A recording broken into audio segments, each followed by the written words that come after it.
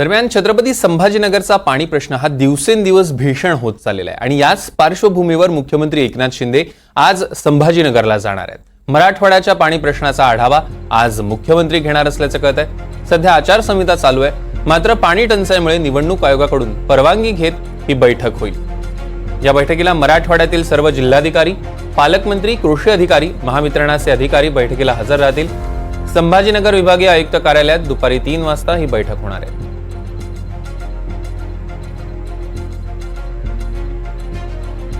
या संदर्भातले अधिकचे अपडेट्स आपण घेणार आहोत।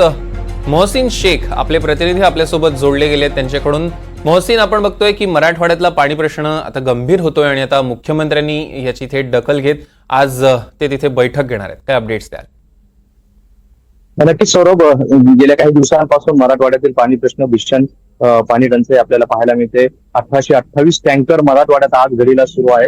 अशात ही सगळी परिस्थिती गंभीर बनली आहे। तर दुसरीकडे आचारसंहिता असल्यामुळे या सगळ्या पाणी प्रश्नावर राजकीय नेत्यांना किंवा लोकप्रतिनिधींना हस्तक्षेप करता येत नव्हता। त्यामुळे निवडणूक आयोगाकडे एक मागणी करण्यात आली होती, सरकारकडून एक पत्र पाठवण्यात आलं होतं की कुठेतरी पाणी टंचाईवर दिलासा देण्यासाठी सरकारला काहीतरी पावलं उचलण्यासाठी जी आहे तर ती परवानगी द्यावी। आणि त्यानंतर आज जे आहे तर मुख्यमंत्री मराठवाड्यात येत आहेत। संभाजीनगरच्या विभागीय आयुक्त कार्यालयात मराठवाड्याची पाणी टंचाईवर बैठक होणार आहे। स्वतः मुख्यमंत्री एकनाथ शिंदे असणार आहे। त्यासोबतच मराठवाड्यातील सर्व जिल्हाधिकारी, पालकमंत्री आणि कृषी विभागाचे अधिकारी देखील या बैठकीला उपस्थित असणार आहे। आणि मराठवाड्यात ज्या पद्धतीने सध्या पाणी टंचाई निर्माण झाली आहे त्यावर काय उपाययोजना करता येईल, त्यावर काय मार्ग काढता येईल, याबाबत या बैठकीत चर्चा होण्याची शक्यता आहे। अधिकाऱ्यांचे मत काय आहे, ग्राउंड लेवलला काय परिस्थिती आहे, ही सगळी माहिती मुख्यमंत्री जाणून घेण्याची शक्यता आहे। आणि या बैठकीनंतर नेमकी काय उपाययोजना केल्या जाणार आहे किंवा यावर काय पर्याय मार्ग काढले जाणार आहे किंवा काही योजना जाहीर होण्याची शक्यता आहे।